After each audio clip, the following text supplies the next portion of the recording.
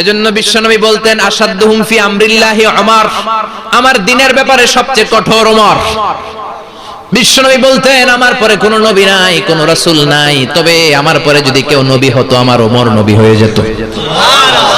লা নবিয়্যা বা'দি ওয়ালা রাসূল, আমার পরে রাসূল নাই, কোনো নবী নাই, তবে লাউ কানা বা'দি নবিয়্যুন লাকানা ওমর। প্রভু তুমি বলেছো রাসূল দেবে না, বলনি দেবে না ওমর, বলনি দেবে না হামজা তারিক, খালিদ বিজয়ী সমর। প্রভু তুমি বলেছো রাসূল দেবে না, বলনি দেবে না ওমর, বলনি দেবে না হামজা তারিক, খালিদ বিজয়ী সমর। প্রভু তুমি বলেছো রাসূল দেবে না। আল্লাহু আকবার। মদিনায় যত মুনাফিক ছিল জমের মতো ভয় পাইতো সাইয়েদনা ওমরকে। শয়তানদের লিডার ইবলিসও ভয় পেত ওমরকে। বিশ্বনবী বলেন ওয়াল্লাযী নাফসি বিয়াদিহি, ওমর ওই সত্তার কসম যেই সত্তার হাতে আমার আত্মা, মা লাকিয়াকা শাইতানু সালিকান ফাজ্জান ইল্লা সালাকা ফাজ্জান গায়রা ফাজ্জিক। ওরে ওমর, শয়তান যদি তোমারে কোনো রাস্তায় দেখে, ইবলিস যদি তোমারে কোনো রাস্তা দিয়ে হাঁটতে দেখে, ইবলিস ওই রাস্তা রেখে দিয়ে অন্য রাস্তা দিয়ে হাঁটে। ইবলিসও সাইয়েদনা ওমর ফারুককে দেখলে, এই রাস্তা দিয়ে দেখলে ওর বাপের কি ও জীবনে এই রাস্তা দিয়ে হাঁটবে না, এই রাস্তা ধুইয়া ওই আরেক রাস্তা ধরবে, চিল্লায় পড়েন আল্লাহু আকবার। কাফেররা ভয় পেত, মুনাফিকরা ভয় পেত, শয়তান ভয় পেত, এমনকি বিশ্বনবীর বিবিরাও ভয় পেত। সুবহানাল্লাহ পড়েন। বিশ্বনবীর বিবিরা বিশ্বনবীরে ধরলেন আমার এইটা কিনা দেন, ওইটা দেন। বিশ্বনবী কয় টাকা নাই, ক্ষমতা নাই, সামর্থ্য নাই, বেশি কথা কইলে তালাক নিয়ে যাও, তোমাদের চেয়েও সুন্দরী অনেক সতী সাধবী নারী আল্লাহ ব্যবস্থা করে দিবে। বিবিরা মাঝে মাঝে খুনসুটি করতো, নবীরে ধরতো, এটা নাই ওইটা নাই, এটা দেন। একবার সব বিবিরা টাইট করে ধরছে, ও নবী আয়েশার ঘরে যেদিন থাকেন সাহাবারা বেশি হাদিয়া পাঠায় কেন, আমাদের ঘরে যেদিন থাকেন পাঠায় না কেন? কালকে জুমার নামাজের পরে ঘোষণা দিবেন সবার ঘরে সমান সমান হাদিয়া।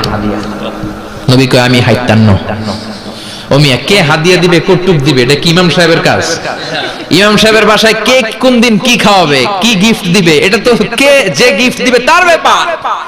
বিশ্বনবী বললেন আবু বকরকে সবাই ভালোবাসে, তাই আবু বকরের মেয়ের ঘরে যেদিন আমার ডেট পরে থাকার সময় ওই দিন হয়তো বেশি হাদিয়া পাঠায়, তোমাদের ঘরে পাঠায় না, আমার বলার কোনো সুযোগ। বিবিরা কয় না আপনারে বলতেই হবে। নবী কয় আমি পারবো না, বিবিরা কয় পারবেন। ইন দ্য মিন টাইম দরজার পার থেকে কে যেন সালাম দিল, আসসালামু আলাইকুম ওয়া রাহমাতুল্লাহ। বিশ্বনবী বললেন ওয়া আলাইকুমুস সালাম। বিশ্বনবী বুঝতে পারলেন সালামটা আমার ওমরের সালাম। বিশ্বনবী সালামের উত্তর দিয়ে বিবিদের দিকে তাকায়, দেখে একটা বিবি ওর সামনে নাই, সব উধাও, ভ্যানিশ হয়ে গেছে। ওমর সুবহানাল্লাহ পড়বেন না? এই জন্য ওমরকে শয়তানও ভয় পেত। আমাদের বাচ্চাদেরকে, আমার মেয়ে একটা মাত্র মেয়ে, খাইতে চায় না, শুধু আমার মেয়ে না, অধিকাংশ বাচ্চাদের এই অবস্থা। ওরা আম্মু দিক দিয়ে খাওয়ায়, আবার দৌড় দেয়, আবার আমি খাওয়াই, আবার কান্নাকাটি করে, বলে গল্প শোনাও, তাইলে খাবো। এখন গল্প শোনাইলেও খায় না। বর্তমান সময়ের ছেলে মেয়েগুলো এরকম, এত জ্বালাতন করে, খেতে চায় না তো বলতে হয় বাঘ আসবে, বাঘ, সিংহ আসবে, সিংহ, সিংহ মামা আসবে, ঘুমাও ঘুমাও, এগুলো আমরা বলি না? বড় দোষী তো আপনারা কি বলেন? বাচ্চা যদি না ঘুমায়, না খাইতে চায়, এগুলাই তো বলে। বাঘ আসবে, বিড়াল আসবে। মদিনাতে ওমরে ফারুক যখন খলিফা, মদিনার কোন বাচ্চারা যদি না খেতে চাইতো, না ঘুমাইতে চাইতো, মদিনার মায়েরা বলতো তাড়াতাড়ি ঘুমাও, ওই যে ওমর আসতেছে, ওমর। আল্লাহু আকবার। কি শাসক ছিলেন সাইয়েদনা ওমর! সবাই সমান, উনার বিধান, উনার রীতি সবার জন্য সমান। মদ খাওয়ার অপরাধে নিজের কলিজার টুকরা ছেলে আবু শাহমাকে 80টা বেত মেরেছে। হাদিসটা দাঈফ, তবে শিক্ষা আছে আমাদের জন্য। 80টা বেত মেরেছে। এক রাওয়ায়াতে পাওয়া যায় বেত মেরে ছেলেটাকে আহত করে ফেলেছে, আর এক রাওয়ায়াতে পাওয়া যায় পিটাতে পিটাতে ছেলেটাকে দুনিয়া থেকে শেষ করে ফেলেছে। ছেলের মুখে গন্ধ পেয়েছে। আর শরীফতা খামরান, কিরে মদ খাইছস? কয় না বাবা, শরীফ তো নাবিজ, আমি নাবিজ খেয়েছি। নাবিজ খাওয়া যায়। নাবিজ হচ্ছে রাতের বেলা আরবরা দুধের মধ্যে শক্ত খুরমা ছেড়ে দেয়। 1 কেজি দুধের মধ্যে 10টা শক্ত খুরমা ছেড়ে দিলে সকালবেলা দুধের কালারটা সাদা থাকে না, শক্ত খুরমার রস টেনে ওটা লাল হয়ে যায়, খেতে বড় মজা, এটাকে বলে নাবিজ। কিন্তু সকালেই খেতে হবে। ওইটারে যদি 3 দিন জমায় রাখেন, 4 দিন জমায় রাখেন, ওইটাও গাঞ্জা হয়ে যাবে, ওইটাও তারি হয়ে যায়, মদ হয়ে যায়। সাইয়েদনা ওমরের ছেলে এই কাজ করেছেন, একটু তারির স্বাদ নেয়ার জন্য 4 দিন রেখে দিয়েছে। সাইয়েদনা ওমর বললেন, কি খাইছস? কয় মদ খাই নাই। নাবিস খাইছস? এদিকে আয়, ইফতাহ ফামাক, মুখ খোল। হা করার পরে মুখের সামনে নাক নিয়ে গন্ধ দেখে, মদের গন্ধ, কলারটা ধরে মসজিদে নববীতে নিয়েছেন। ইন দা মিন টাইম মসজিদে নববীতে জোহরের নামাজ হয়। নিজের ছেলেকে মসজিদে নববীর উস্তুয়ানা বলে, উস্তুয়ানাতু মসজিদুন নববী, মসজিদে নববীর পিলারে বেঁধেছেন। যেহেতু উনি খলিফা, মসজিদে নববীর ইমাম, জোহরের নামাজের ইমামতি করলেন। সালাম ফিরালেন, আসসালামু আলাইকুম ওয়া রাহমাতুল্লাহ, আসসালামু আলাইকুম ওয়া রাহমাতুল্লাহ। সালামের পর বললেন, মাকানাকুম ইনদানা হাদ, সুন্নতের পর বসে যাবেন, আমাদের একটা হদ আছে। আল্লাহর দেয়া যে বিধান, বিচার, এটাকে আরবিতে বলে হাদ, প্লুরাল হচ্ছে হুদুদ। আমাদের হুদুদ আছে, মানে গুরুদণ্ড আছে, বসবেন। হাজার হাজার মানুষ সবাই ওযু করে যখন ঢুকতেছিল, দেখে আবু শামা পিলারে বাঁধা। সবাই তো আশ্চর্য, কি আজীব তামাশা, প্রেসিডেন্টের পোলা বাঁধা। নামাজের পরে বাইরে আসার পরে হাজার হাজার মানুষ তাকিয়ে আছে। কানাঘুষা শুরু হয়ে যায়। সবাই বলে, কি হয়েছে? ওমর কয়, আমার টানাটানি করা যাবে না। এই যে থামেন, এখন টানলে কি হবে আমি জানি, খুব বিশৃঙ্খলা হবে। দাঁড়ায় শুনেন, দাঁড়ায় শুনলে ডবল সওয়াব। আমি চলে গেলে এরপর আপনারা টানাটানি করে ঢুকেন। কথা শুনতেছেন তো? মনোযোগ আছে? লোকদের মধ্যে কানাঘুষা। প্রেসিডেন্টের ছেলে, কেউ কয় ওমর মনে হয় মারবে না, যেহেতু নিজের ছেলে তো, ধমকি দিয়ে ছেড়ে দিবে। কেউ বলে, না, ওমর তো এত সহজ মানুষ না, মদের বিচার তো 80টা বেদ, মনে হয় 40টা মারবে।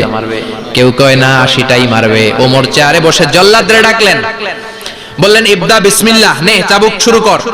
বাইতুল মাল থেকে শক্ত সাইজের একটা চাবুক আনবি।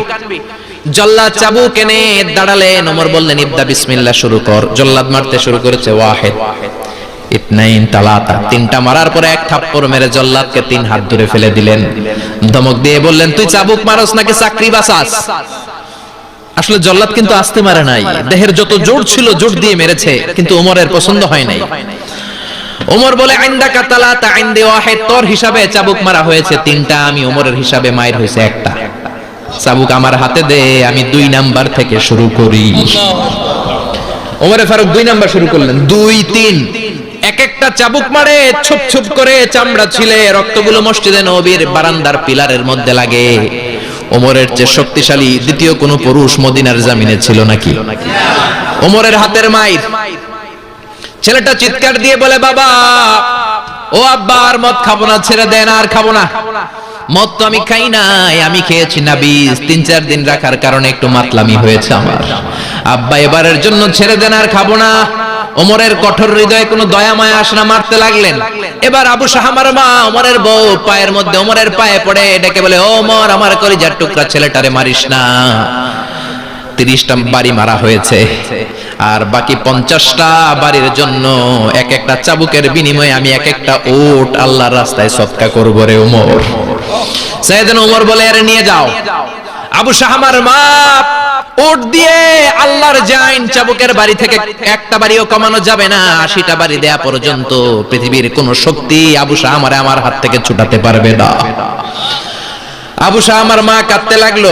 ওমরের মনে দয়া মায়া হয় না। 40টা বাড়ি মারার পরে ছেলে বেহুশ, 50টা মারার পরে আবু শাহামা দুনিয়া থেকে শেষ।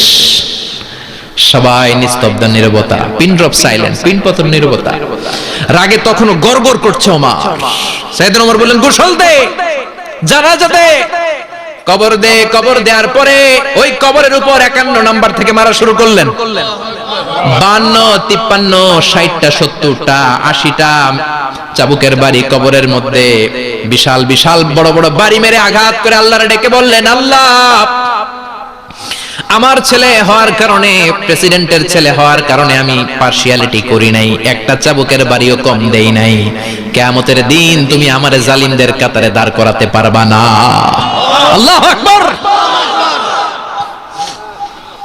ওই ওমরের শাসন যদি দেশে থাকতো, দেশটারে মদিনা বানাইতো কে?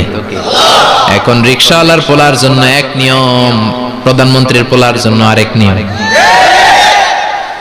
কুলিওয়ালা ঠেলাওয়ালার জন্য এক নিয়ম, প্রেসিডেন্টের মেয়ের জন্য আরেক নিয়ম। জোরে বলেন ঠিক কিনা? সবার জন্য যদি এক নিয়ম হতো, চুরি করলে যদি হাত কাটা হতো, জিনা করলে যদি পাথর মেরে গর্দানটা উড়িয়ে দেয়া যেত, বাংলার জমিনে আর কোনো চোর আর জিনাখোর পাওয়া যেত না। চুরি করলে হাত কাটো কার আইন? তবে এটা কলা চোর, মুরগি চোর, ডাব চোর, আম চোর না। যেই চোরগুলো একটা কলমের সিগনেচারের খোঁচায় দেশের হাজার কোটি টাকা মেরে দেয়, ওই চোরদের হাত আগে কাটতে হবে। যেরকম ঠিক কিনা? এক কলমের খোঁচায় শেয়ার বাজার খাইয়া ফেলায়, হলমার্ক খাইয়া ফেলায়, দেশের টাকা সুইজারল্যান্ডে পাঠায়, ওই চোরগুলার হাত জোরে বলেন ঠিক কিনা?